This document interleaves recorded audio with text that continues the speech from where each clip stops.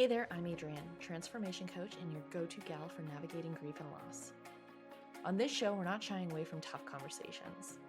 Let's talk about how we're really feeling and how to show up in our lives even though so many hard things have happened. Loss and grief are tough topics, but witnessing each other's pain and getting really honest about what we want our lives to look like in our next chapter is the way forward. You're not broken. You deserve happiness. And even though you might not think that's possible, or even feel like your life is over, I'm here to show you that you can feel peace, purpose, and joy again. Let's talk about all things change, loss, and grief, and how to move forward so we can create a life we love. Welcome to the Living with Loss podcast. Hey there, welcome back to Living with Loss. I'm Adrienne. Today I have a super special episode for you. I got the chance to sit down and interview Rebecca Feinglos. So Rebecca Feinglos is a certified grief support specialist, startup founder, and former state and local policy advisor. Rebecca founded Grieve Leave in 2021 as a way to document her experience on a year-long grief sabbatical and process her own grief and loss. She lost her mother in her teens, her father suddenly in 2020, and her marriage in a drawn-out divorce. Grieve Leave has grown into a global community of 30,000 with online reach well into the millions that provides tangible takeaways, resources, and a healthy dose of humor, creating an entire movement around taking intentional time to grieve. Rebecca has been featured in LA Times, Fortune, Time, HuffPost, Slate, Elle, and more for her raw and revolutionary voice, inspiring a more grief-informed world. Before becoming a go-to resource on grieving, Rebecca's career started as a bilingual Spanish-English educator and grew into government. She was a senior advisor to Mandy Cohen in the North Carolina Department of Health and Human Services, and she also served in the Chicago Mayor's office. Rebecca is originally from Durham, North Carolina. She splits her time between North Carolina and Montreal alongside her two dogs, Daisy Duke and Ralphie. I'm so excited to welcome Rebecca to the show today, and I hope that you enjoyed our conversation as much as I enjoyed getting to talk with her. As promised, I have Rebecca Feinglos here with me, and she is the founder of Grieve Leave. Welcome, Rebecca. Thank you for joining me. Thanks so much, Adrienne. I'm so happy to be here. I'm glad we're in semi-matching colors. Right? It's like we planned it. We should have. Oh, that is awesome. So for anyone that might not know you in my audience, can you tell them just a little bit about yourself and your grief journey? Yeah, man, it's like a whole grief buffet. I like to call it that. Well, it's funny because it's like at a party, if someone does not know my life experience at all, I'll be like, oh, hey, I'm Rebecca. It's so nice to meet you. And then like the normal questions that someone would ask, like, oh, so where's your family? And my because I'm annoying, I'll be like, oh, well, they're dead. And just because I love to like let the air out like pretty quick. But no, I'll actually like tell folks my story. I'm Rebecca. I'm born and raised right here in beautiful Durham, North Carolina. And most 35-year-olds probably wouldn't be like, I am the child of Mark and Susan Feinglos, and wouldn't like name your parents outright as this integral part of who you are. But I do, because both of them are deceased. I lost my mom to brain cancer when I was 13. She was diagnosed when I was 5. And I lost my dad really suddenly on day 1 of COVID lockdown, which is, I don't recommend like losing someone in the middle of a pandemic. And I'm sure that your listeners, I'm sure there are plenty of people who are listening to your podcast who lost someone during COVID, whether it was to COVID or not. There's like double grief there. Because you lose someone, and we also lost like the traditions that go with a loss because we couldn't be together. A year after my dad died, I decided to get divorced, which was a good call, but nothing will show you that your marriage isn't working than being in COVID lockdown together for a year after your dad just died. And as you are working in public service, trying to lead COVID response for the state, like there's so much pressure. But yeah, my career had been in public service. My entire journey, was oriented around like helping people. And suddenly I found myself with 2 dead parents and a divorce by the time I was 31. And all of this work that I was doing to help other people felt actually too overwhelming on top of the grief that I was feeling but didn't have a name for. I decided to leave my job at the end of 2021. And in 2022, I decided to take a year of what I called Grieve Leave, which I just made up, as this thought of like, hey, I've been through a lot of loss and I don't quite have the words to process the heaviness of those feelings. Mm-hmm. And I have a hunch that maybe other people out there might also be feeling overwhelmed by grief, especially because of the pandemic. So I decided to write about what I was learning about grief over the course of a year. We can talk more about the specifics of that because there's plenty that I learned in that year. But it was robust enough and connected enough with people worldwide in ways I didn't expect that I eventually founded a company that is focused on grief and loss and supporting particularly young people, meeting them where they're at in their grief. We host grief support events in person and virtually, and I train businesses on how to create more grief-informed environments. And I still try to stay connected to like the public service government policy world and support policies that help grievers, like passing bereavement leave laws, for example. Much needed. But that's been that, right? Any leave, that'd be great. But that is my journey in its condensed version. Also, all of my grandparents are dead. My brother's alive though. He's amazing, and he is like my anchor. So that's my life, Adrienne. It has been a hell of a ride, and I am so glad to be here and to be supporting grievers. So no one ever feels as low as I did when I wanted to just leave everything behind. First of all, you have an incredible journey and you've been through so much. And the fact that you gave yourself the time and space to explore what you needed and then still came back around and created something that serves so many other people, that really is just, it's amazing. And I love everything about Grieve Leave. So you started. Oh, you're so sweet. Thank you. No, I do. I got like so lost in your blog as we started connecting. But I have to say one thing. It is such a privilege to be able to just walk away from life for a year and like focus on myself and on grief. And I just want to say that outright to anyone who was like, must be nice to take a year off work and go do that. Yeah.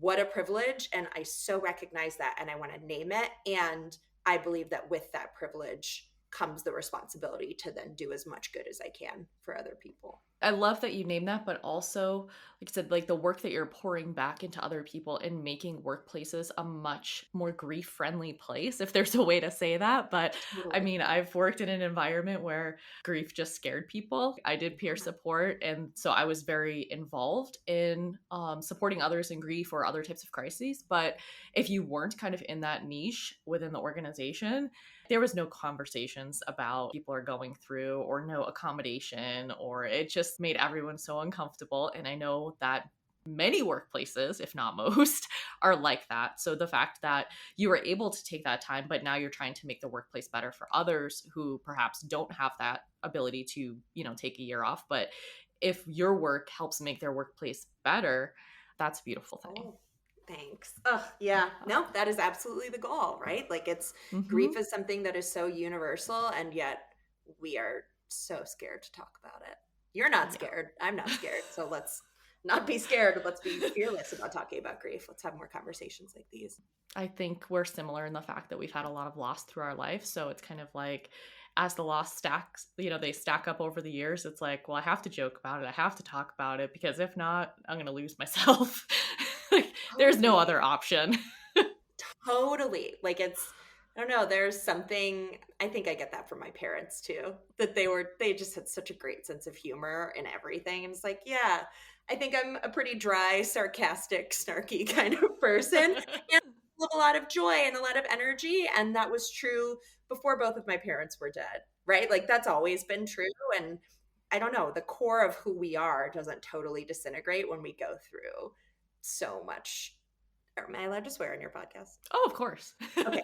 When you go through this much shit, I think people imagine that, like, and for some maybe it like completely destroys who you are and changes every single aspect of your being. Yes, part of that I think is true, but like at its core I'm still me. Like I Mhm. am still a weirdo and like funny, and like grief took away my people, but it didn't take away like who I am. And it's changed me, but I still love life, and I love to laugh, and I love to meet people like you who Mhm. get it, who can like sit with both. You know, we can sit with the joy and sit with the loss. I think that's one of the most challenging people. When I coach people, that's a thing that comes up a lot is there's almost like a guilt for enjoying their life after they've lost their people, or just this feeling of because nothing's the same, nothing's ever going to be good again. And it requires a lot of intention, of course, to make your life what you want it to be, especially after experiencing loss. But I love that you talk about holding both because it's a really challenging thing to do. But when you can do it, your life is still beautiful. 100%. And I think I don't know where, maybe it's like our American psyche that has decided that we can only do like one thing at a time and everything Hmm. has to be linear, and like feelings come in, grief comes in stages, and that you move through each of them and you're done with them, or that like the world is black and white and we just view a lot of things as either or. And I think when you go through loss, at least for me, when my dad died, it was like, oh, this is the only definitive thing ever. Like Hmm. he's dead. Like this is in my mind, that's the only black and white thing that I will ever experience ever again. Like he was alive and then he is dead. Everything else in my life just kind of gets to exist. Like my feelings get to exist. Like it just like has totally redefined my frame of reference. Like things are not so black and white because I now have experienced this one thing that is. I'm like, oh, the rest of the world can be this beautiful mix of um it's like nice disorder. Like I when Hmm. you get comfortable in like in being in all of these feelings at once and not feeling guilty when you're, or like allow yourself to feel those moments of guilt, sure, when you're cracking up for the first time after you experience the death of someone. Like you're not a bad person because you're Hmm. laughing. You're also not a bad person because you feel guilt and you can't like try to tell yourself not to feel it. Just let yourself feel it Just and feel it. keep moving forward. Just feel it. Yeah, it's definitely challenging, and your energy like encapsulates that ability to still feel the joy, and it's a beautiful presence. I want to talk about Grieve Leave for a second, the sabbatical before it became like the company and the community sort of Yeah. thing. Yeah, yeah, yeah. So on your blog, you wrote that I'm just gonna like kind of hit the bullets really quick. So every day in 2022, I'll do at least one thing to grieve. I'll grieve small, like going to group counseling. I'll grieve big, like a 10-day silent meditation retreat in Thailand. Every month, I'll travel somewhere, domestic or international, where I'll grieve big. I'll go on this journey solo, except in specific circumstances, such as grieving together with my brother. I struggle with loneliness, and I think grieving alone will help me work through that fear. I don't have my entire year planned out yet, especially with COVID in mind, but I'm working on it and open to suggestions. I'll write through this blog and hope that sharing my grief will be helpful to others. So I'm wondering how much of that did you kind of stick through the year? And like you said, it's not like fully planned, but like where did that take you? What did that look like? Yeah. So let's set the scene. So that I wrote that in December, January, 1st, uh, either December 2021 or January 1st, 2022. And that was smack dab in the middle of COVID still. We had Yes. been, I think we were more used to the idea of COVID. There were procedures in place, you were masking, you could travel, but it was still up in the air. Yes. Um, and I think for me, I had this vision in mind that Grieve Leave was going to be this year of travel, and I was going to get all these stamps on my passport. And like I giggled over here when you said the 10-day silent retreat in Thailand, because I really did look at one, Mm-hmm. and me being silent for 10 days is just a hilarious idea in itself. This probably still would be good for me, but it's fine. Um, I really I thought the doing was the important part of Grieve Leave. Like, I thought it was the getting out there and trying all these things out and figuring out what the hell does it mean to actually grieve. Mhm. I thought it was going to be a lot about travel. Yes, there was travel. But I think what I learned over the course of the year, first of all, COVID absolutely impacted my plans. I was supposed to go on one retreat in particular to Hawaii, and then I had COVID, and so I couldn't go. And it's there were lots of moments like that where you make plans and then things change. But what I realized is that none of those big plans actually really mattered, because the important thing was that I was setting aside time and space to just think about how I was feeling. So, for example, some of the moments that really do stand out to me that year are volunteering at a summer camp for grieving kids called Experience Camps. That is up in the one I went to was in Pennsylvania, right outside of New York City, a couple hours. But they have camps all over the country. Mhm. And yeah, sure, there's travel there. I guess, I had to go to camp, but that was about being in an environment where I was surrounded by kids and other adults who were counselors who had all gone through the loss of a caregiver or a sibling. And just that experience of being together and having a sense of normalcy in that environment, that was the important part. It wasn't the travel. You know what I Mhm. mean? And then another moment, we were talking about Arizona before we started recording. Tucson is a really important place in my family for a lot of different reasons, and we'd go there growing up a lot. But another moment in my year of Grieve Leave that stands out to me so much, even just talking about it right now, I feel like I'm getting teary eyed about it, which is interesting to me. I'm noticing why Mhm. that experience, that part of it, still carries so much weight for me. I drove across the country by myself to Tucson and back, and made a lot of really intentional stops along the way, just me and my dogs. I've never done anything like that. I'd never traveled alone in that capacity. And driving in Arizona or New Mexico or wherever, there's nothing. No. You get gas when you can get gas. Yep. Some of those areas, you're in the desert, right? Mhm. It's deserted. Yeah. That's how it that's the layout of that state. So, but those moments of those few weeks that I was driving, I was just alone. I was completely alone for the longest time I had ever just spent alone, not really Mhm. talking to anyone else, or just hiking, or getting fast food McDonald's. Right. That was really meaningful to me because I could center my own feelings. There was no escaping them. They're just in the car with me.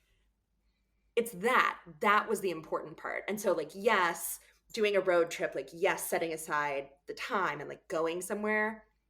I thought the going and the doing was going to be the key of Grieve Leave, but it was about the being and getting in touch with how I was actually feeling and connecting with other people too. Mhm. Actually realizing I am not the only person in the world who grieves. There are a lot of us. Oh, all of humankind. Well, it's so hard though when you're in it because nobody, or not nobody, but most people don't talk about it. So it's hard not to feel alone. And that camp, that must have been an incredible experience just being around so many people that get it. It was remarkable. I just went back to visit actually last month, which meant the world to me to go back and see my campers who've gotten older. And that I can't tell you enough how impactful I think it can be for someone who was a grieving child, me, to Mhm. then become an adult who is grieving and go work with grieving kids. There's Mhm. something so healing about that. And I don't like to use the word healing, which is interesting. I don't see myself as needing a cure for my grief. I'm not broken.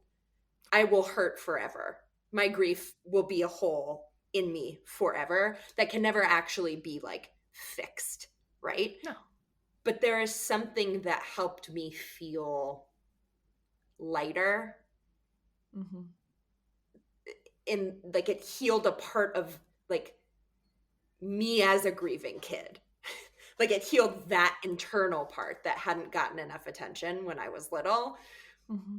That experience of working with kids was so, so impactful. I can't recommend it enough. Experience camp, shout out, love them. I'm wondering, grieving as a 13-year-old, and I mean, there's a lot of anticipatory grief leading up to, when your mom died, and then losing your dad as an adult. I would imagine that the grief from when you lost your mom obviously like came back up again with your dad, and Oh, girl, how yeah. yeah. I'm just wondering because my grandma helped raise me, and she died when I graduated from high school, and now my mom has terminal lung cancer. And so my experience of grief then, like as a teenager, though not near as young as you were, and now I see myself being much more intentional. With age comes some variety of learning and wisdom and life experience and So they tell me. resources I and know. whatnot, right? So they Some say. days I don't feel that way. Some days I'm like, I still don't know what I'm doing. When do we like figure out what we're doing? Like they always Just when said you adults feel always like you do, you're yeah, you're wrong. like, never mind. No, no one does. No one knows. I guess I'm just wondering, like, say if somebody has somebody that's grieving at a young age, something that did help you or would have helped you at that age, or like working with the campers now and looking back and being like, maybe if I was exposed to that, or maybe if I was talked to in this way, something like that. Oh my God. So take us back, 20 plus years. Mhm. Because I'm elderly. You and me both. I mean, my mom was diagnosed with cancer when I was 5 years old. So it was 1994. And like conversations about mental health were not Not a mainstream. thing. It was not like discussed. And my parents were both in the medical field. My dad was a physician at Duke University Medical Center. My mom ran the Duke University Medical Center library. Very medical, very knowledgeable about when you're sick, you need a cure. My dad focused on type 2 diabetes and like a lot of things that we can like treat, right? Mm-hmm. And so when mom was diagnosed with cancer, they sent me and my brother to a therapist. And that therapist decided I was fine, quote unquote. At least that's how I Right. remember it. And, I was 5 years old, doing well, had friends, seemed happy. And so I never went to therapy ever again. I think I went literally once. I do not recall ever going more than once. And the message that I got growing up was, well, as long as you're doing well in school and you seem good and you're resilient and persistent and successful, then like, yay, you're coping well. And in retrospect, I think I could have used some acknowledgement of how awful it is to have first a sick and dying parent for 8 years and then a dead parent as a teenager. Because none of that is normal. And no matter how normal you seem at school, no matter how well you present yourself, that is not a home life that is conducive to wellness in the long run. Mm-hmm. And I just wish that there had been more acknowledgement at that point in time over the years that like check in on your kids that seem to be doing fine. Those are the ones who probably need to be the only word I can think of is examined, but that is not the right word. That need like more support, more talking to, because they're not showing you what's going on inside. They're just covering it up. Yes. And I think that if I had gone to something like a camp for grieving children, although the Feinglos family are not campers, Adrian. So I would have never gone to such a thing. But I would be a different person today. Mm-hmm. Instead of being the kid who had a dead mom, but wanted to be known as the kid you would never know had a dead mom. Like I just, mm-hmm. It was a part of my identity I wanted to keep hidden. Yes. But in the long run, when my dad died too, it was actually between that and having gotten married a few years before, I all of a sudden was like feeling immense grief for my mom that I had suppressed for so long. This is a whole nother conversation, but like the wedding industry just assumes you have a mother helping you with Right. everything. And so it just was like the most acute feelings of grief about my mom for that year plus of wedding planning, of just being like, oh my God, like, no, I don't have a mom here with me at wedding dress shopping lady. Like, no, my dad's here. And then when my dad died, I went through like every single family possession that my dad had saved, like letters they had written to each other. So I'm grieving all over again in these ways that I just never, ever, ever had. So yeah, anyone who is listening who has a grieving child, if you think that child is quote unquote doing well, that is the child to send to therapy. Like that is the child to go support, because every child deserves all kinds of love and care, but like just because your child is presenting well doesn't mean they are well, especially in the long term. I mean, I think it's parallel for adults too. Like if you're somebody that lets out your emotions and you're not afraid to feel whatever you're feeling, then, you know, you're processing through it, you're working through it. Some days are going to be better than others. But if you're the person that's always fine when your life circumstances clearly indicate nothing is fine, you know, that's kind of like, you know, like you said, the person that seems fine, the friend that seems fine, the kid that seems fine, probably the one that need more support because they're just pushing it down. 100%. And like in the short run, that's fine, I guess. Like you can, it'll always come back up. It'll get you, even if you get you, it'll get you eventually. Might take a while. Yeah, it definitely will. I was the teenager that appeared fine when I was not fine. So that's why I like to ask about that if you had that experience. We would have been best friends. We would have. The most successful, just wanted to help people. Yeah, of course. Caring for other people, because I would never need care. No, because if I need help, then that means I have to inconvenience you for the help, or, you know, then you're not going to be fine because I'm not fine. So I'm fine. Yeah, everything's great. I look good, feel good. Yeah, no, that was not really what was going on inside. But I didn't know. I didn't have the vocabulary for it. I had no idea. Oh gosh, there are so many things I want to ask you and talk about. But I wanted to, before we get too far away from your Grieve Leave, you had mentioned, like I said, I kind of stalked your blog. By the way, if you have not read her blog, go back to it. For reading, you can't stop. Like read all of it. It's for you. It's for anyone.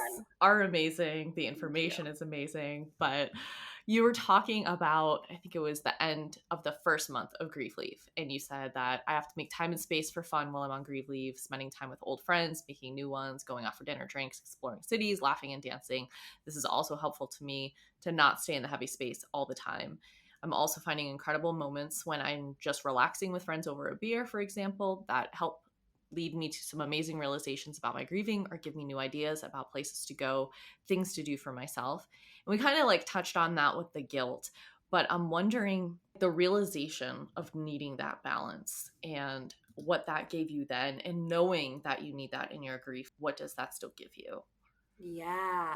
It's funny to think back to, my God, what month is it? September 2024. So 2.5 years ago, of like the things I didn't know yet about what gets me through my grief and what keeps me going, that I was just discovering. What I'm describing there now, I know, is called the dual processing model in grieving. And like, it's this idea that essentially it's like you don't have to be fucking sobbing into a pillow 100% of the time to be authentically grieving and to be authentically feeling your feelings. Like actually what is, I think, more sustainable is that we kind of have a pendulum and we kind of swing back and forth between doing things that give us emotional, like tear-filled outlets to feel our feelings, are really heavy, sad feelings, and then swinging the pendulum in the other way and allowing ourselves to get some respite. And that doesn't mean that the heavy feelings aren't like gone. We could still be acknowledging them, but we don't have to be crying into a pillow Mm-hmm. to recognize that they're there. And what I learned pretty quickly that if I sank into that crying into a pillow place too much, well, I'd never get out of bed. Mm-hmm. And there's this pull sometimes that, like, there was pull that year that's like, well, if I really want to be grieving well, like if I really want to learn all there is to know about my feelings, like I got to sit in the shit, like really be in it. You can.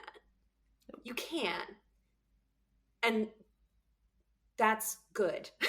Like that is a good thing. You have to give yourself respite. And also, like, this goes back to what we were saying earlier. It's not so black and white. Like, I can be sad about my dad or sad about my mom and having a beer with a friend. I can go like celebrate who my dad was and what he means to me on his birthday and like cackle with friends at a fancy restaurant because he loved good food and shitty food. Like, he loved a game day hot dog too. But like, I can channel that energy and like have the joy and have those moments. And that's grieving too. And then also, like, what I've learned even since then is I need to totally get out of the like conversations about grieving sometimes too. But that's probably more a you and me thing. Like, those of us who work in these really heavy spaces Mm-hmm. all the time, we hear about people's feelings all the time. We hear about people's like worst days of their lives all the time. So at night, I'm gonna go watch Sex in the City. Yes. I'm gonna watch Love is Blind. I'm gonna tune out a little bit. That's important to me. Having the white space in my day is so important. And I was just starting to learn that during my year of Grieve Leave. I was like, oh, you can't just sink into this all the time. You can't. I love that you brought up the dual process model because I mean, there are tons of models and frameworks for grief, and they all have some way of helping you understand your process. But I love that because, like you said, it's the pendulum. You're always grieving. That never goes away. It's a hole that's never filled. It transforms in some way, but you need a break from that really heavy, difficult, crying into the pillow space. Everybody needs a break from that. And I know, especially with the internet, which we will get to, right? Like, people see things about like bypassing or not feeling their feelings. And like, well, if I'm not in this, then I'm not processing my grief. And it's like, well, no, you're allowed a break from like the shitty moments of your life too. Like you said, you could just watch some Sex in the City and just have a moment for yourself, or go out with friends and be like, for this hour, it's there, but I'm going to like be intentional about not making this next hour about that thing. Like, I'm just going to be with these people and try to do that. And I think sometimes when people, especially early in grief, until they kind of do that trial and error, figuring out what works, they don't understand or are afraid to explore, almost like that, taking a break from grieving. It's like, you're not, God, I'm sure you get this question too. I've literally had a woman pull me aside at a party and be like, hey, I know we're at a party, but like, can I just talk to you for a second? And I was like, do you want to talk about grief? And she's like, I really do. I was like, come on. And I like bring our beers over, and she's like, okay. She said like almost verbatim to me, she's like, I feel like I'm not crying enough. And I was like, her grandma had just died, and she's like, I feel like I'm not crying enough. I'm not feeling it enough. I was like, girl, first of all, there is no right way to do this grief thing. And those tears will pop up sometimes, and sometimes they won't. But like, the fact that you're even like standing here acknowledging the death of your grandmother and thinking about how that is impacting you, that feels like enough to me. Like, that is active grieving, as thoughtful. And there's no like correct amount of tears or correct way that you are supposed to show that you have experienced a loss and that it is changing you. Mm-hmm. It's okay. Whatever you are doing is okay, as long as you're not hurting yourself or hurting other people. Mm-hmm. But yeah, oh my God, am I crying enough? I think is a question that that party really stands out to me. That one moment was hilarious. I was like 2 beers in too, and I was like, come on, let's go chat. I love that, especially like just like in that environment. You're just like, all right, we're gonna do some grief right now. Oh Perfect. yeah, let's do, because we're all human, right? Like it's, Hmm. I don't know. I talk about grief at parties too because it's like it's just who I am. It's just a part of my life. And again, like we said at the very beginning, like if I'm meeting someone for the first time and they're just getting to know me, they're gonna hear about my grief because like these common questions that you ask like on a first date even, it's like, well, ta-da, this is Not sure me. what you were I'm expecting, not but sure. here we go. I'm not sure if you knew what this is going to be. But then it's such a beautiful thing because then I get to connect with other people about the losses that they've Hmm. experienced and how that has changed them. And so I just, we get to have these really robust conversations as grievers. And it is a beautiful, beautiful thing. I love it. I think there's a lot of pressure to do grief right or to grieve a certain way, or like people that want to be helpful in your life, they may be referencing their own experience, and if your experience doesn't look like theirs, there's some opinion, there's some commentary, and then of course that makes you like, oh gosh, like I'm not crying enough or whatever it might be, because it's unknown territory until you're in it. And you can learn about it, you can hear about it, but until you're kind of experiencing it, you really don't understand fully how it's going to impact you. 100%. 100%. You've got to be in it. I think that's exactly right. So I would love to touch on kind of like the hidden grief epidemic, because I think people are dealing with so much grief that maybe they're not even aware that they're dealing with. Like we lived through a pandemic, that alone. That doesn't just suddenly go away because it's a couple years later. People lost the rituals that go with people, worth losing people rather. I know I lost somebody during COVID, that a coworker, and that was one of the catalysts for me changing my careers. Mm. There's so much there. And I think of a coaching client, and she was talking about a loss that she had had 10 years ago. And then her current partner is going through a loss, and there's been some financial change and just all of these things. And she's like, but I don't, she's like, but then there's this other life issue, but I don't think any of it's related to my grief. And I'm just like, everything it seems is related to your grief right now, but I just think that sometimes people don't realize, that they're in so much turmoil because of grief. And I think especially, millennials, Gen Z, there's so much grief going on, and people don't know it. So let's chat about that. Guess what, everyone? You're all grieving. Whether you're listening to this podcast or not, you're grieving. Mm-hmm. And there's different things to be grieving, right? Like we don't just grieve deaths. If you are unlucky enough to be a young person who has gone through the death of a parent or the death of a sibling or the death of a friend or someone very close to you when you are young, it sucks. And yes, you are grieving.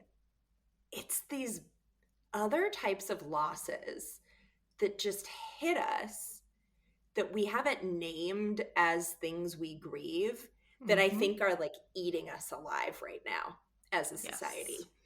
And the pandemic, like every single person worldwide lost a sense of normalcy. All of us did. And there is something so disorienting about just moving forward in life and that we just keep going. And I think if we don't acknowledge the fact that all of us, millennials, Gen Zs, but all generations, we are all grieving the pandemic, hands down. I think for younger generations in America, I think many of us are also grieving the idea of like the world isn't playing out as we thought it would when we were younger. And I think between climate change, gun violence, pandemics, politics overall, and just the way things are happening in the world around us, I think many young people feel disillusioned in a way that feels different maybe than previous generations. Their disillusionment, right? Like every generation is like, things are so bad for us. But I swear, like we really, millennials and Gen Z and baby Gen Alpha, right? Like there is something about this promise of a future that was supposed to feel better than this. I think there's also like, maybe this is the it's neither good nor bad, but this is the reality of talking about mental health so openly. I think that is a wonderful thing. I think we are acknowledging heavy feelings that actually have been there for other generations. But maybe it just feels like the Gen Zs and the millennials and the Gen Alphas are talking about them. So it feels like a crisis. It feels like this huge wave of grief over our generations. But in reality, maybe we're just saying it out loud for the first time. And we are acknowledging, like, oh, we can name this collection of feelings, this disillusionment, this fear. It's all grief. We feel senses of loss all the time. I think that doesn't mean everything is bad. It doesn't mean we are not also hopeful for some things, many things in our futures. But yeah, it is this. I think a lot of that does have to do with the fact that we're naming it for the first time. Yeah, I agree. And I think as I got into coaching and kind of doing more grief support specifically, try to say that 3 times. I was going to say that. I'm not repeating that. People, I think, unless it's death and dying, sometimes people don't realize that grief comes with other things, like really any change or loss. Like grief is the emotions that go with any change or loss, totally. And there are, of course, big changes, little changes, big losses, little losses, whatever it might be, anything in between. And I think there's definitely more of a conversation about mental health. Like you said, like when we were kids, therapy really was not a thing. Conversations about therapy was not a thing. But social media too is another thing where everybody has a platform. Everybody, talks about what they're going through, or maybe they went to therapy and then they're kind of like translating that for the masses in some sort of way. So like there's I think, flip side to the good side of the coin, bad side of the coin almost, where, creates a lot of misinformation or that pressure to conform to grieving in a certain way. Like, oh, well, my grief doesn't look like that. There's something wrong with me. And but yeah, I think naming it and then the social media aspect is like a huge thing because there are these conversations happening that just weren't before. It's so interesting. I've been thinking about this a lot lately of like, I do think social media and mental health are a double-edged sword. What's the word for like half sword, half like really good thing? Like it's because yes, I mean, there's so much research and so much discussion about how social media and phones generally and the internet generally are destroying the mental health of young people in America. Period. We know that. But also, we are connected and are able to see people experiencing feelings that previously were so isolated and we were so ashamed of before. Or maybe people are able to see people who look like them going through something that, but for being able to see that person on Instagram or TikTok, they would not ever feel like they had hope for their own future. Right? So it's like the connections that we have through social media are also very galvanizing and can be incredibly supportive and can really hold people up when they feel like they're falling apart. The thing that I think is so important to remember is that we are communal beings. Like humans like to be with each other overall, evolutionarily speaking. And I think in America, we had siloed ourselves into our own little, like our laptop, our phone, our, but even before that, like our neighborhood, our house. And we've just gotten further and further away from community. And I think, oh, hold on, there's a really loud train. Hold. Oh, I miss that in Montreal. There were no trains by my place. I'm surprised I haven't had a train or my dog barking yet. So, dude, my dog's got so many treats. They are so happily in their crate. Okay, I think. Oh, that it's going really slow. It's just right there. You know, train. This is because I read studies on transit and like news on transit. So I don't know if this is interesting to you at all. But there was some news piece about how trains are getting way longer in America because they're trying to save money on like fewer trains, but now they're longer. And so they hold up Mhm. traffic for way longer. And there was a study about like how many ambulances get held up because there's a Oh train, and like gosh. people like literally dying because trains are so long now. Yikes. That actually is really interesting to Isn't me. that super interesting? It is. That train is moving really slowly, and I think it might toot one more time. I'm gonna just keep talking. So before that train interrupted me, we were talking about how humans have become more isolated over time. And I think that we are now actually coming full circle through technology, and we are just reconnecting with each other in a very honest way Mhm. about grief in particular. Like we used to see grief all the time when dad or mom would die at home in their bed. You'd see people getting sick and dying. You would see someone mourning because you were their neighbor. Like you saw them. Um, but when we siphoned death and dying into hospitals, we took away being able to see other people's grief. And so I actually just think that social media is bringing us back around and allowing us to see what we used to see many centuries ago. Not even many centuries, like a century and a half ago. And I think that's a good thing. I agree. And I think you can find your people online. Like you had mentioned when you started your Grieve Leave, loneliness was a problem for you. And you felt like you were the only person that was grieving. I mean, obviously, like your brother and family, but like there wasn't anybody really having your experience. And now you can find specific loss groups, or you can join a more general group and just connect with people that have experienced all different types of losses. And I think that is really helpful and powerful because, especially like in the real life community, people may still come from families that like they'll talk and joke about grief, but there's no, it's kind of like the bypassing a little bit, right? Like we'll make jokes, we'll like be funny and sarcastic about it, but we're not really going to say anything about how we're actually feeling or have those types of real conversations.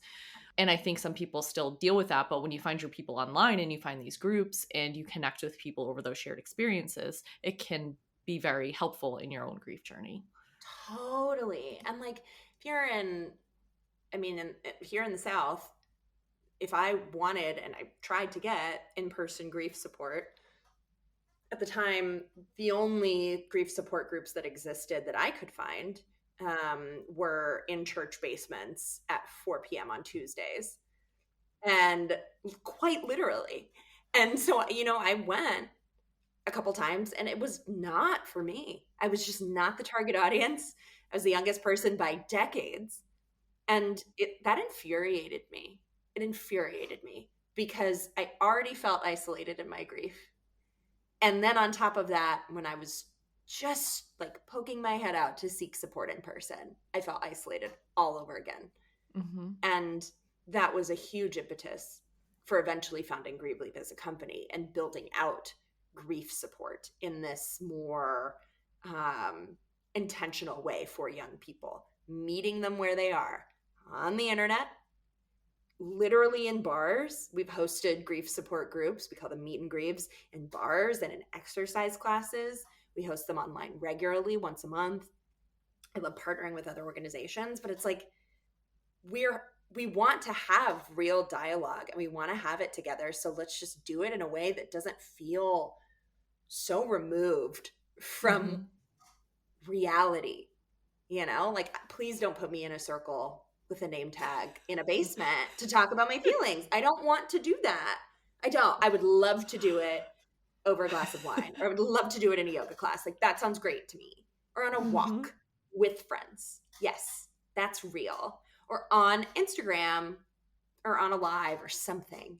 So that's what we're trying to do at Grief Leave. I love that. So, I guess since we're kind of hitting on it now, so Grieve Leave, if somebody is grieving, they're looking for support, they're looking for connection, and they go to Grieve Leave, like what can they expect to find? All kinds of things. If you go to grieveleave.com right now, first of all, sign up for our newsletter because you'll stay up to date on all of the new and exciting projects that we have coming out. One of the biggest ones right now is that we have launched a podcast called Griefed Up. And as you know, Adrian, there's something about a podcast environment that you could listen on your own, in the car, while you're getting dressed in the morning, wherever, while you're eating breakfast, but you can still get a sense of community in your grief by hearing other people talking about experiences that you can relate to. And there's something so beautiful about the anonymity of listening to a podcast that provides a really intimate type of grief support that you can reach people globally, that you are doing with your podcast, and that I am so excited to do with. I love that you're doing a podcast now. I'm thrilled about it. It's so, so exciting because it is, I think, such an important medium for young people. It is what we want to listen to and how we want to talk about like hard things. We want to hear other people have those intimate conversations. We host monthly meet and grieve events, so make sure to sign up for a newsletter so you don't miss when you can sign up for those events. You can find a weekly blog post that will share some kind of new learning every single week about something to do with grief. At Grieve Leave, we do not just talk about death, though that is obviously a very heavy thing that we grieve. We talk a lot about divorce and breakups on Grieve Leave and the grief that we feel from that. We talk about all kinds of losses that people face, but you'll find lots of people's stories. I also do, we talked about this a little bit, you will find information on how to book me for your workplace and how I can train your workplace on how to be more grief informed. So fewer people feel so overwhelmed and isolated when they try to go back to work. We can support our managers to help us support their direct reports a little bit better. So I love, love, love leading those trainings. They bring me a lot of joy to do.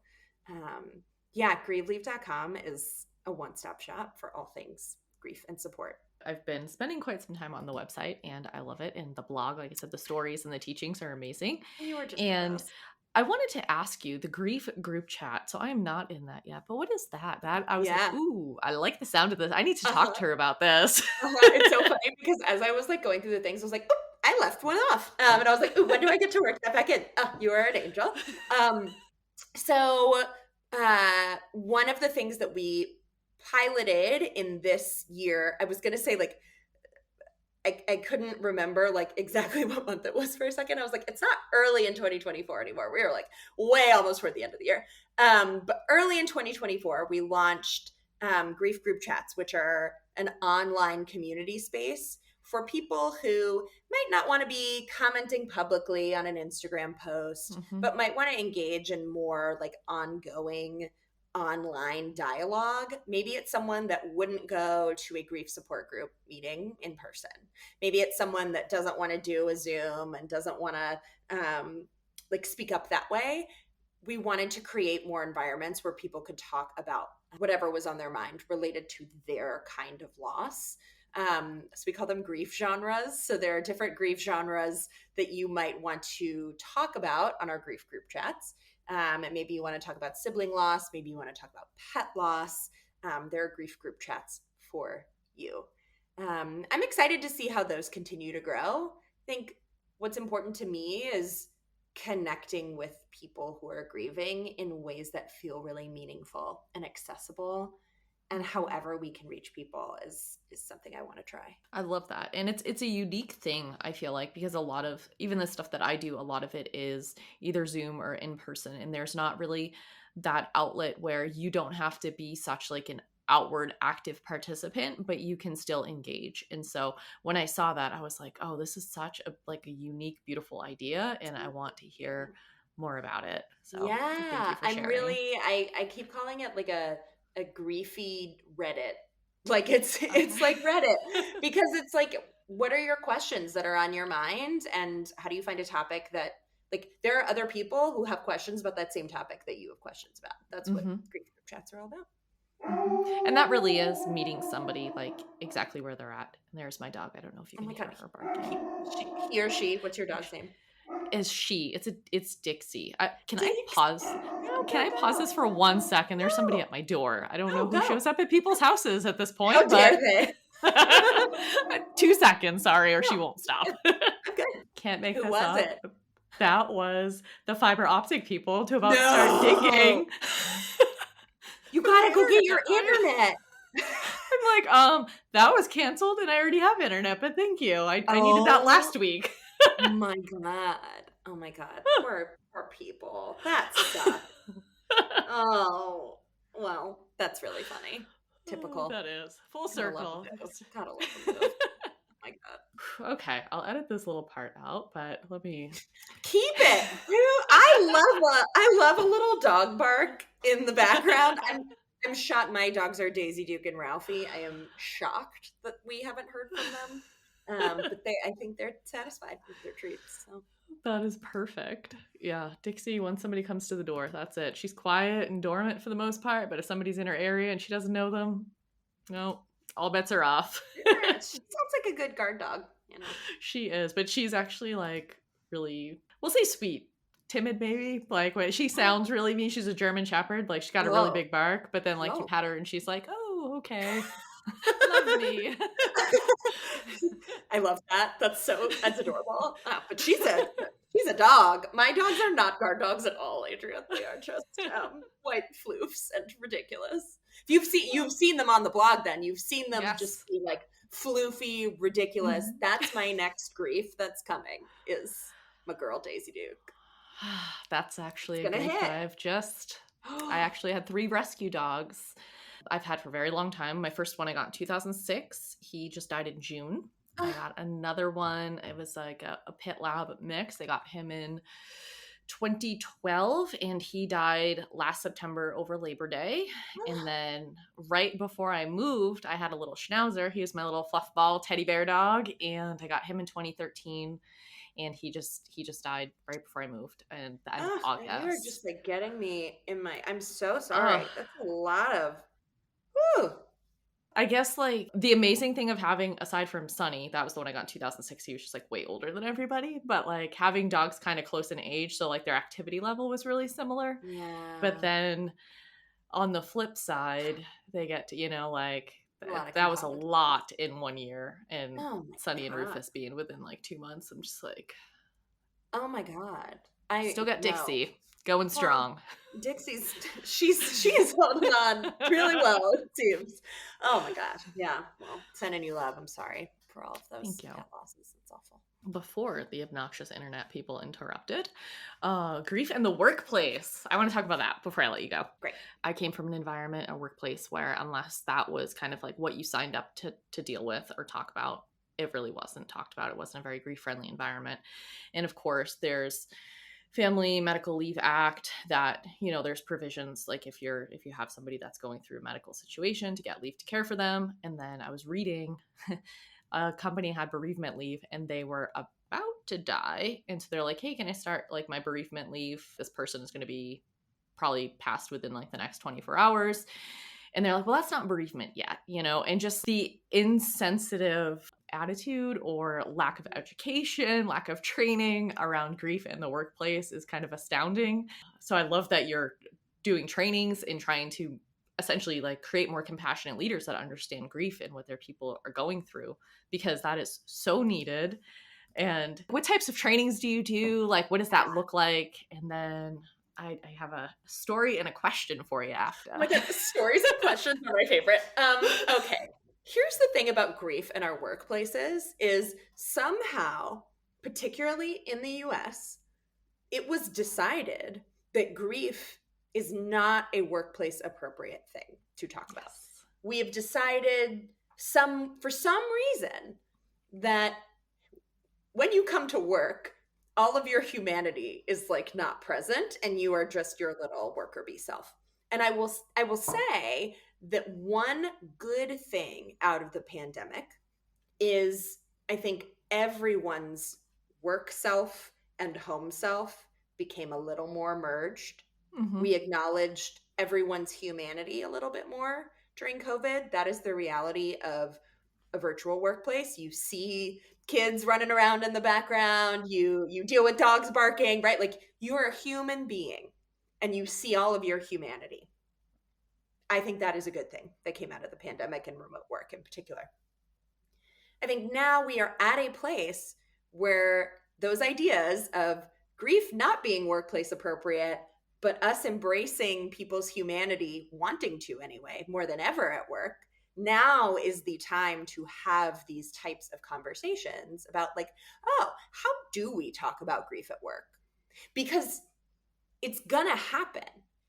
Whether or not you are trained to talk about grief well, someone is going to be grieving in your office. If they aren't, literally right now, they will be at some point this year. Your managers, and if you are a manager, you can be better equipped to have the right language and the right approach to having those really hard conversations. So that example that you gave, damn, like if someone is saying, hey, my loved one is dying, gotta go, the response from HR, the managers, should be go. We will figure everything out on the back end. Exactly. And we'll go. Yeah. There is absolutely no need to discuss the semantics of what type of leave they're using. And that is not, I just don't blame that HR person, or I don't blame that manager, because I think that is something we can teach people how to do. We can teach people how to have those conversations better. We can teach people how to create workplace policies that are so much more grief informed. Flexible leave policies, for example. So it actually doesn't matter what the name of your leave is that you are using, but that you just go. Or you take bereavement leave outside of the 2 days that you're allotted, because for some reason our workplaces decided that if they give bereavement leave, it is only 2 days and it is only for an immediate family member. And anyone who is listening knows that that is not how grief works. We grieve forever. And, my dad's death anniversary, for example, is a tough day at work every year. So taking that day off, you could call that bereavement leave if you really wanted to. I love connecting with workplaces. And I think de facto, it is our workplaces, our colleagues, our managers. They are the people in America who are the front lines of grief support right now. Like if you think about who are the people that learn about your loss outside of your immediate family, like first, it's your boss. You call your boss when someone dies because you have to explain why you're not coming into work. Your boss is the person, hopefully, who's checking in with you over the next few days and weeks. They are having conversations with you about grief, and they are so scared to do it. So what we do at Grieve Leave and the trainings that we hold are for managers. They are for anyone in a workplace who wants to better be able to communicate with their colleagues about the losses that they experience or that their colleagues are experiencing, and just how to create a culture that is more human. Like we're all going to experience loss at some point. So let's stop pretending that our workplaces are just immune to that. I love that work. It's really important to me. And then, whole nother conversation is legislation that could still pass in the state of North Carolina to get bereavement leave for all state employees. I need to knock on wood here that could still pass this session. I've been working on that. Might need to be next session. But there are broader policies outside of our immediate workplaces that can have a really big impact on our workplaces to be able to give you leave. I think it's such needed work, both on the policy side and within the workplace and the communication piece. And the story question that I wanted to lead into, because I've got some thoughts, but since I have you here and this is kind of like you do this type of training and whatnot, I have a few friends that have startups, and one of my friends, she has a startup, and she's one of the sweetest, most compassionate people that I know. And we were talking kind of about grief support in the workplace, making resources available. What does that look like? Whether it's coaching, access to therapy, or time allotted so you can, engage in these things, or availability of classes, whatever it might be, literature, could look like a lot of different things for a lot of different companies, whatever. So we were just kind of talking about what all of that could be. And again, one of the nicest, most compassionate people I know, is she's like, your grief is not my problem. As the owner of this company, she's like, you have to be able to invest in yourself because there's no ROI on that for me. And so for me, I was like, well, the ROI is how much money, time, have you put into this employee to make them a good employee, so they understand the policies of the company, they can function within it, they're meeting all of their objectives, they're performing well. Now they hit a really difficult time in their life and they're stuck, that their emotions are getting the better of them. They don't have great support. They need maybe some time off, a different workload for a period of time, whatever it might be. And if you could give them that time and space or some resources to even work with somebody outside of work, then they will be a fully functioning employee where you don't have to go through the cost of acquiring and training a new employee. And it's kind of just the decent human thing to do, like take care of your people. Until we kind of she understood it by the end, and she's like, okay, well, that makes sense. I guess I wasn't thinking about it from that perspective. And I think sometimes if you have a small company or a startup, you're in this area of like, well, I can't afford that, or that's not something I can provide, or it doesn't make sense for me to provide that because there's not a big enough return for me. So have you trained or had these conversations within like a small environment versus a large environment, and maybe what that looks like? Okay, listen. Grief support in our workplaces is a good ROI, because that person, if they go through the loss of a loved one within that first year, it is so likely that they are going to quit.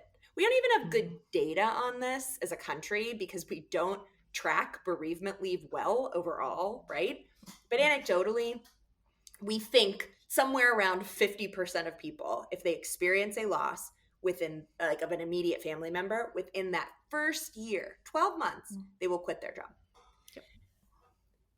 The cost of hiring, training a new person is probably more significant if your friend did the math. I mean, she'd have to do it herself.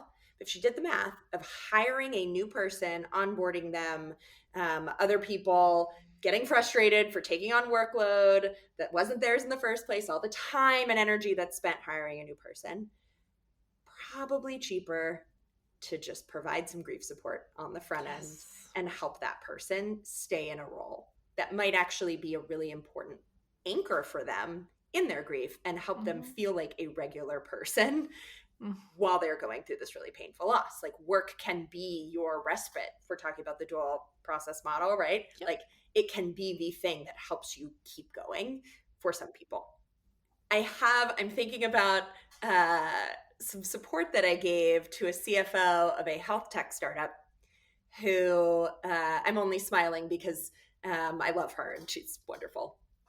She was really concerned about this one particular hire that they had gone through all of this trouble. This is a team of like 12 people, I think.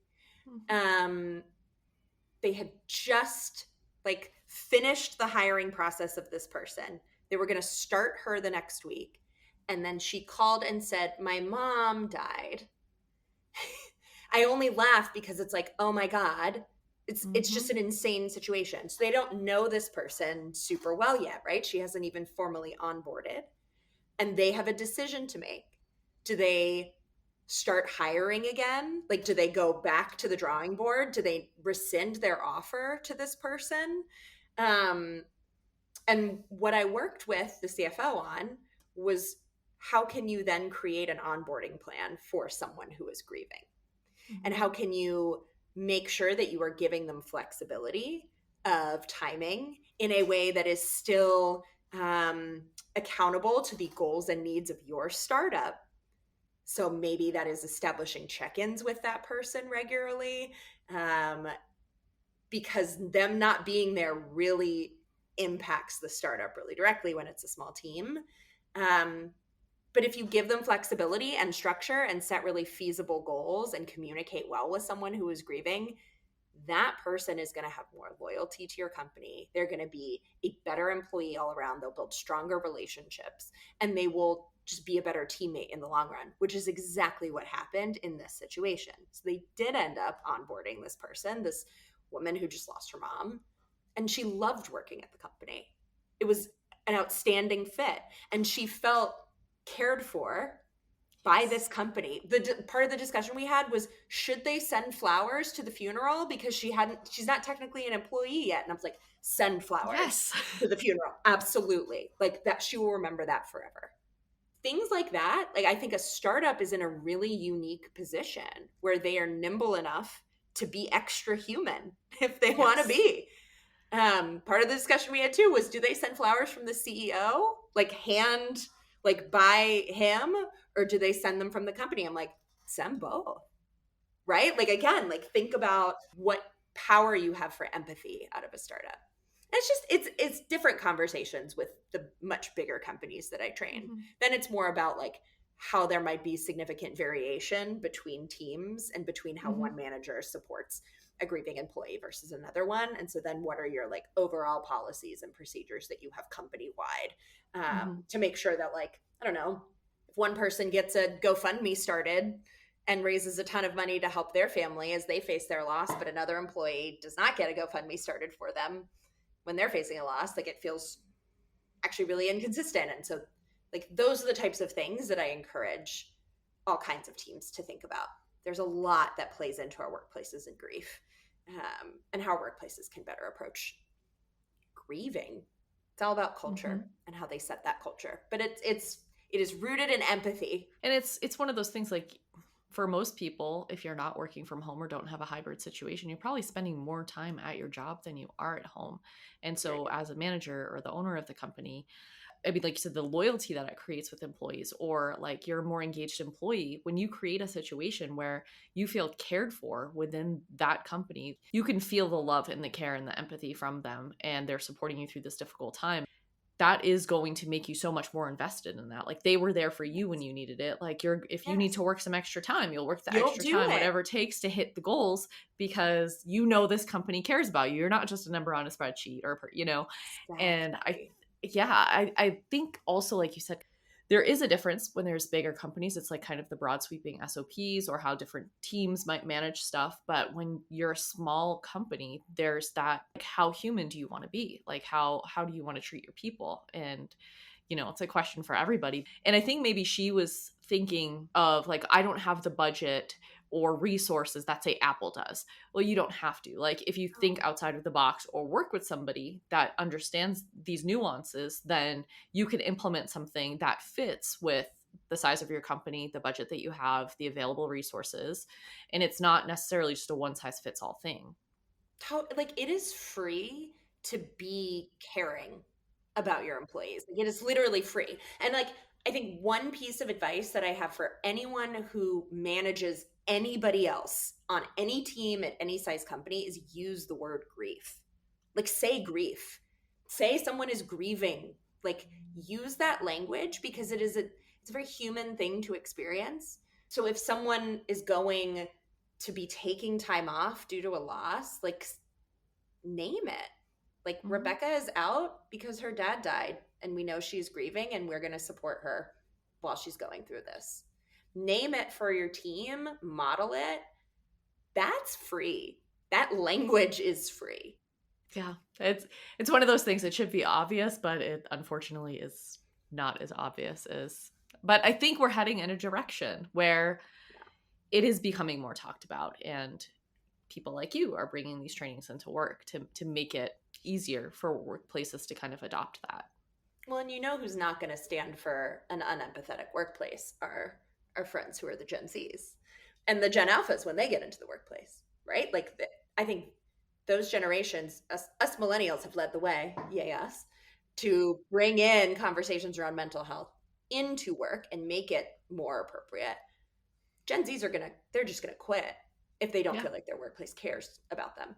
And like, it's just kind of no excuses. So I Yes. think if you want to have a robust company, if you want to keep people retained, if you want to retain employees at your company, you have to talk about grief in your Mm-hmm. workplace. It is going to be something that comes up.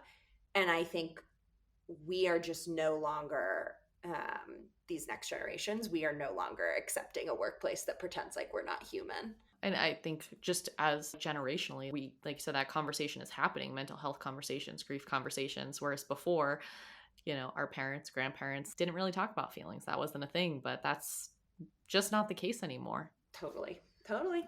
I have monopolized a ton of your time, but Oh my God, I do have stop. I could a talk to you little all bit more for you. So I love to make things like simple and actionable for my audience because I do feel like grieving it's kind of an experimental process. Like you have to figure out what helps you, what works for you, what makes you feel better.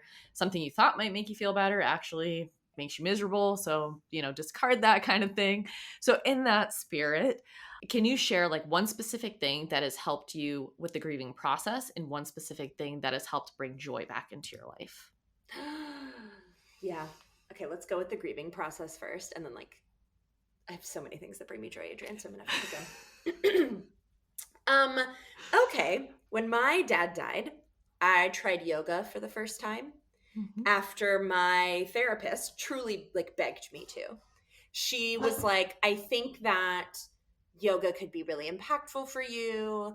And I was like, I am not flexible and I hate being quiet and I'm not a hippie. This sounds stupid. And I had never tried it. I remember my best friend had like yoga at her bachelorette party and I was like, I don't want to. Can I, I think Can I I think opt out? yeah, I just like sat there.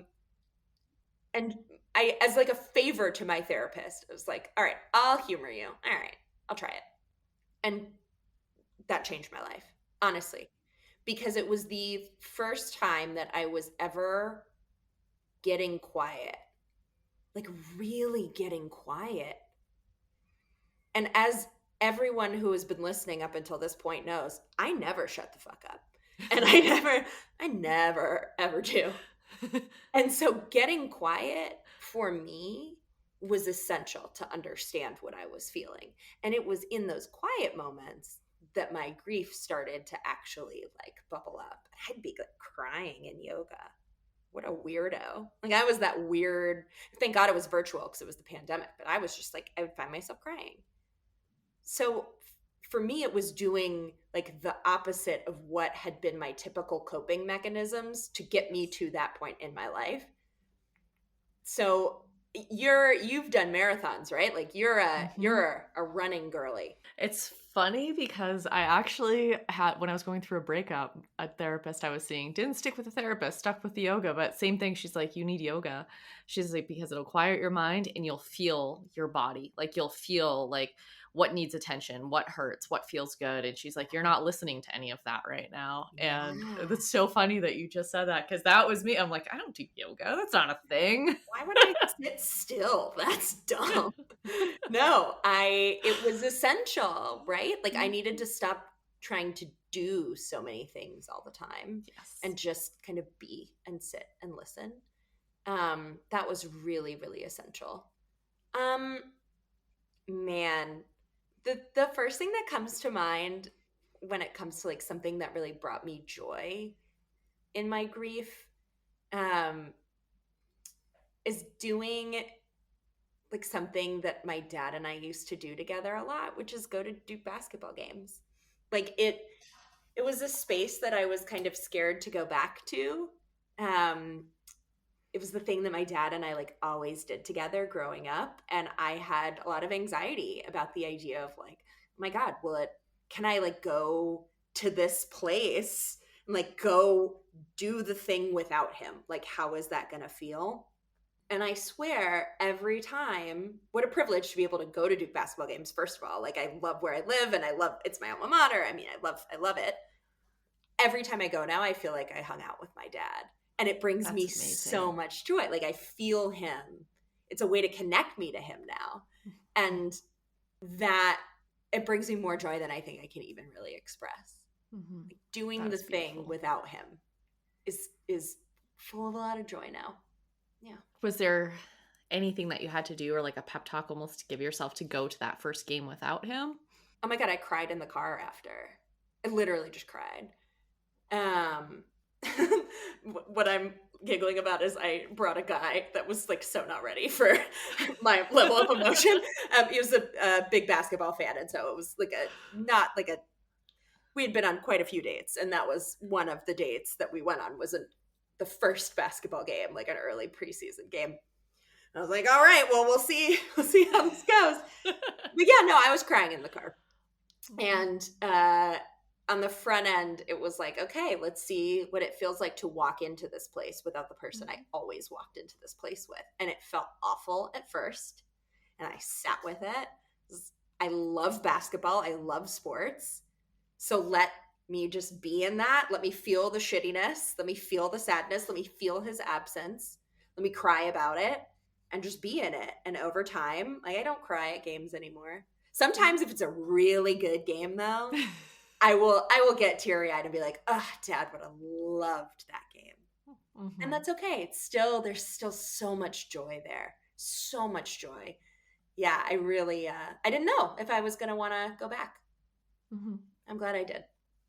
Only one way to find out, right? If you have that go like curiosity, go try it, and don't be afraid of the emotion. Like, emotions aren't bad, they might make other people comfortable, but if you're grieving, like, you're gonna almost have to get it comfortable with your own emotions because they're not going anywhere. Also, like, sports are so emotional all the time anyway. So, like, people cry and people scream, and it's actually I'm not crying about my dad. That was an amazing play. oh man, such a good dunk. Yeah, exactly. It's like, fine. It was actually a really safe place, I think, to be grieving. It's like a really competitive sports environment. Oh, that is fantastic. I love that you're able to do that, though. That's amazing. And such an amazing way to connect with him, too, and kind of keep his memory with you.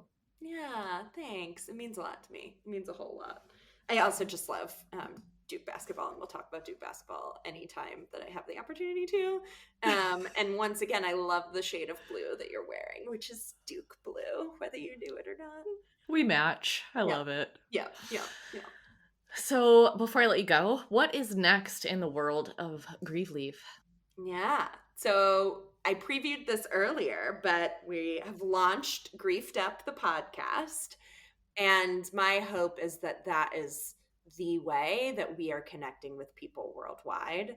I'm so happy with how it's going so far. If you like hearing people talking about grief like it's two friends over a glass of wine, like Griefed Up is for you. That is That's awesome. the podcast for you. We have the conversations that I think other people are afraid to. You're not afraid to, Adrian. But other people might be. And I just wanted to feel like you are listening to good friends chat about the hard stuff. So Griefed Up is top of mind and is like that is my newest baby from Grieve Leave. But there's actually a baby coming into my life, not mine. I have a nephew being born at the end of November. And so I will be really focusing on my own family and being a really good auntie. So Griefed Up is what you will find from Grieve Leave over the next few months. Well, especially I will be focused on my auntie duties. So I'm very excited about that. It's like the opposite of, Congratulations. we're like adding another Feinglos to the family. Finally, like a plus one. This is great. That is honestly what I am most excited about outside of Griefed Up the podcast. That is so exciting. Oh, you're going to be such an amazing auntie too. Like, I love it. Come visit anytime. Come hang. It'll be great. Yes. Oh, I would love to. Oh, yes.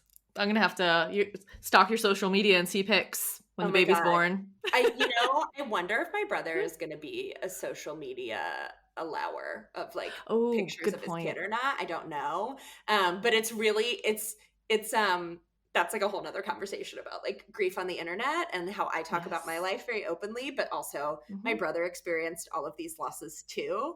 And so he gets to see my grief out loud on my social media and people talk to him about it, right? Like it's social media and speaking very openly about your losses impact more than just you. It impacts the people in your life who care about you too. So my brother, like, interview him next time too about like social media and grief, and he has opinions that are a little different from mine, which is okay.